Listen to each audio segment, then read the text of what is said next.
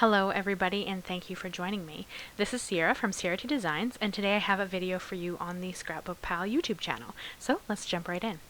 So I generally like to cut down my cardstock so that I know what I'm working with. So I'm going to use an A2 size base, which is 4 1/4 by 5 1/2 side fold, and I'm cutting down a black mat right here, and this is about 1/8 of an inch smaller than my A2 size base. So you're going to see here that I kind of like to bring in my base and then kind of just eyeball that the measurement is correct. I do have a grid on the back of my trimmer, so I can see that the measurements are pretty much accurate, but I like to double check them. And then I also have a white panel here that's going to go on top of the black mat on the base, and I just kind of make sure that they line up and look good, and then I move on. So I have a stencil here. This is from Waffle. It's the Spotlight Circle stencil, and I did kind of show you there that it has like grooves in it, which is awesome. So it shows you where to line it up on your cardstock, which I think is really great. So I did kind of put it a bit closer to the top of my cardstock because I knew I wanted my sentiment to be on the bottom. So I have 3 Distress Oxide colors here. I have Mustard Seed, Carved Pumpkin, and Abandoned Coral. And I'm just going to blend them back and forth across the kind of circle part. And I'm kind of aiming for a bit of a sunset look. It's not completely relevant to the card design in this because, I mean, the gnome just kind of stands in front of it, but I love the idea of a sunset in this circle, and when I remove the stencil I think it looks pretty cool. But you could do this with so many different oxide blends and it would just look stunning. I mean, it doesn't have to be a sky look, which is kind of what I'm going for. I mean, it could be any colors that would just look really great. You could do a gradient of one color and it would still look beautiful.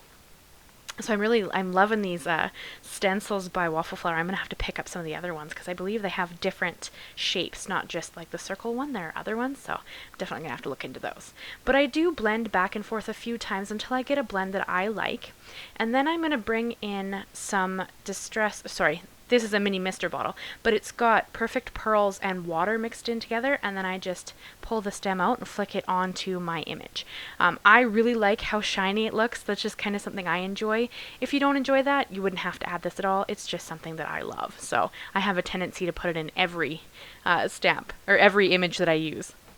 And then here I have an image from the MFT You Gnome Me stamps. I also have the dies. I'm going to bring those in a minute. And I'm just stamping them out in a Copic friendly ink. This is Gina K's Amalgam Ink. And I'm going to Copic color my image. So I'm going to bring in a few different colors. For the beard, I wanted it to be kind of a light gray-y white beard. So I brought in N0, N2, and N4, which are the neutral grays. And I like to do a flicking motion. Now I did choose to do a center highlight. When I highlight things, it doesn't always make the most sense to the image. I kind of just like how it looks, so that's what I tend to do. There's no wrong way to color your images. I think that as long as you enjoy it, that's the most important thing.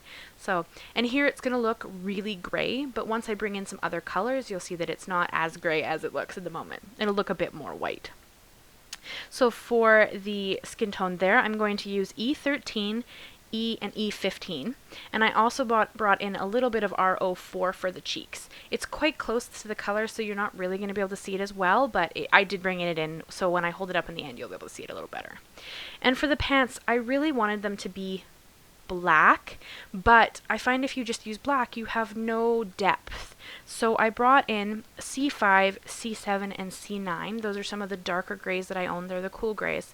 And I brought them in just to kind of bring some depth to the pants. You can see here I have the darkest color. And when I do Copic coloring, I always do a wash of my lightest color and then my mid-tone and then my darkest tone, and then I go back through. So then I'd go back to my mid-tone and then my lightest tone. You don't have to do that. That's just how I'm comfortable Copic coloring, but you absolutely do whatever's easier for you. And because my background is kind of shades of the yellow family, I chose purple for his shirt, his hat, and his shoes. And I'm going to use V01, V12, and V15. And I add shading anywhere that anything sits on top of each other. So where the suspenders are on top of the shirt, or where his beard sits on his shirt, anywhere like that I add some shading. But there's no right or wrong way to use them, so whatever you're comfortable with. And this is a medium that you do kind of have to practice with. I'm not a great Copic colorist, but I love them so much that I reach for them fairly often. So I think that they're just a lot of fun to play with. So I'm going to hold it up here so you can kind of check him out, see how cute he is, and we're going to move on to removing the stencil. So you get to see the really beautiful sunset-y image there. So I did choose purple for his shirt because it is a complementary color to yellow. And I thought that it would stand out and look stunning on top of my circle there. So I brought in the coordinating die and I trimmed him out. And then I'm just going to kind of play with my layout here. So I was kind of thinking that maybe he'd have one foot kind of stepping out of the circle. I really wanted to use the spotlight stencil. So I brought that in. So this is kind of the layout that I came up with in my head. And I think it turned out really cute. And then I brought in a sentiment from the same stamp set, and I just lined it up with the grid lines on my Misti to make sure that it would be straight with how I'm going to stamp it. And I am going to stamp it in the same black Gina K Amalgam Ink. I think that bringing it in a black will help tie in the black outline of the image and the black mat that's going to go behind the panel. I kind of like to have 3 similar elements going on in a card because I think it just makes it more cohesive, but that's just kind of my rule of things. The rule of thirds is pretty standard, I think, and that's just kind of what I aim for. So yeah, so then I just stamped it down twice really lightly so that it didn't bow out and add too much thickness to the lines of the sentiment. And then I covered the back of my gnome in my most favoriteest 3D foam squares. I'm crazy in love with these things. I put them on pretty much everything, just like the Perfect Pearls. I just love how subtle the dimension is, but it's still there. I just think that looks so great. And then I stuck him down, kind of coming out of that circle. And then I'm going to bring in my Nuvo Deluxe glue, and I'm just going to adhere down my black mat to my panel, and then to my base, sorry, and then my panel to my black mat. That's kind of, I like to use liquid glue for this because I find it gives me a few seconds to kind of move my cardstock around to make sure that it is actually lined up.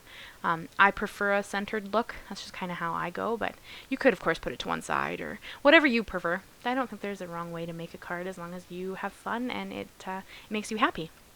So then I'm going to adhere this top panel down, and I'm going to play with it until I get it lined up and get any glue that kind of squeezes out the side there. And of course, because I cannot refrain from adding all of the shiny things, I brought in a couple of Nuvo crystals, the pure Sheen gems, and I'm just going to adhere those down. So I brought in 5 because I like to work in uneven numbers. I find it's more appealing to the eye. So I did put 2 above the gnome, and then I have 3 down by the sentiment. And I kind of aimed for it to go on a bit of an angle. I find that it kind of draws the eye better that way. And I did overlap the bottom one a little bit with my sentiment. I just thought that looked kind of cool. So I'm going to hold it up for here. He's up for you here so you guys can check it out. I think it turned out pretty cute. I'd love to know what you think. So you leave me a comment, leave me a like, tell me what you thought of this card, and please consider subscribing. There is a lot of amazing creatives on this channel that I think you'd really enjoy. Thank you so much, guys, and I'll see you again next time. Bye-bye for now.